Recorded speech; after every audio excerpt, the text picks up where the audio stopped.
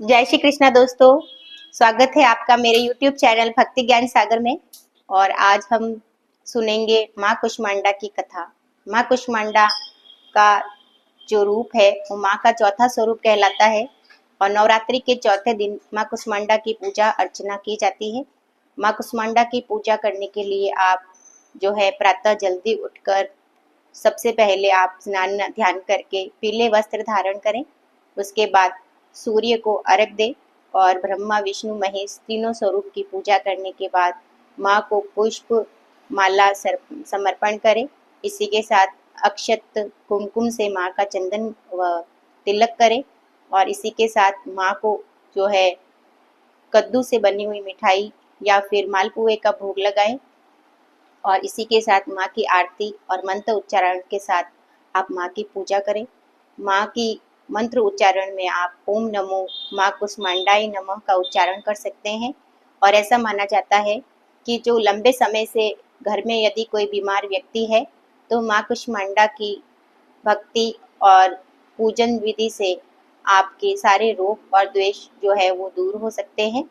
तो कुष्मांडा माँ का ये रूप आपके लिए अति शुभ फलदायक हो, इसी जो है आशा के साथ हम कथा प्रारंभ करते हैं। पूजन विधि के बाद आप माँ कुष्मांडा की कथा अवश्य सुने और सुनाएं, इससे माँ बहुत प्रसन्न होती है। कुष्मांडा माँ यानी कि पौराणिक समय में जब सभी तरह से अंधकार छाया हुआ था, तब ऐसा माना जाता है कि माँ ने अपनी मंद मुस्कान से जो है पूरे जगत में उजियारा फैलाया और सृष्टि की रचना की।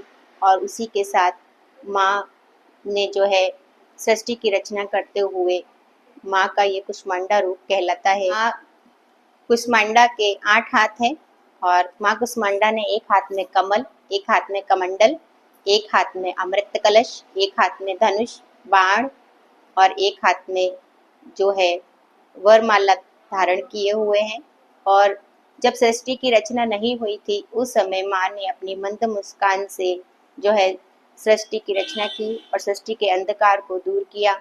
और माँ के अंदर ऐसी शक्तियाँ विद्यमान है जिससे वह सूर्य के जो है घेरे में भी अपने आप को रख लेती है। और ऐसा माना जाता है कि माँ के पास इतनी दिव्य शक्ति है कि सूर्य की उष्ण जो तेज है उनको भी वह सहन कर लेती है और इसीलिए उनका नाम कुष्मांडा है।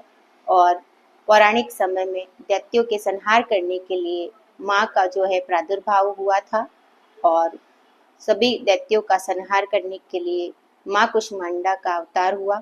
और इसी के साथ जो है माँ कुष्मांडा की जो भी सेवा करता है, ऐसा माना जाता है कि काफ़ी समय से लंबे समय से जो व्यक्ति स्वास्थ्य से जो रोगी है वह अगर कुष्मांडा माँ की पूजा अर्चना सेवा शुश्रूषा करते हैं तो उन्हें स्वास्थ्य लाभ प्राप्त होता है। और इसी के साथ माँ अपने भक्तों पर असीम कृपा करती है। तो इसी के साथ माँ के मंत्रोच्चारण के साथ आपको माँ की पूजा से सेवा करनी चाहिए।